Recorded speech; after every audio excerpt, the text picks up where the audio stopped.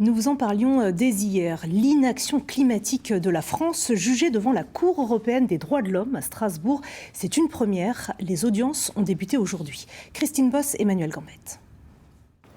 C'est une première. Damien Carême assigne la France à titre personnel devant la Cour européenne des droits de l'homme pour inaction climatique.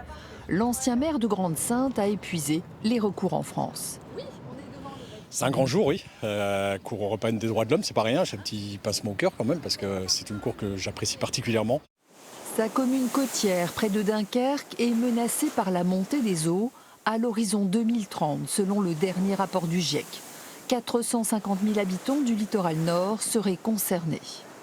Notre territoire est menacé, là où on vit, là où on a nos biens, notre culture, voilà, est menacé par l'inaction climatique de l'État et des États membres européens et mondiaux. Donc voilà, moi j'ai fait décider de ce recours-là. La démarche de cette requête devant la Cour européenne des droits de l'homme est de démontrer que le manque d'efforts de l'État français pour lutter contre le réchauffement climatique enfreint les droits de l'homme.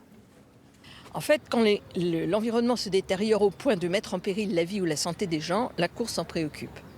Aujourd'hui, ce qui est demandé par Damien Carême, ce n'est pas une révolution juridique.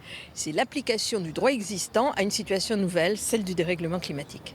Donc en l'occurrence, ça correspondrait à une violation de certains articles 2 nous fondons sur article 2 et article 8, c'est-à-dire droit à la vie et droit à une vie familiale normale.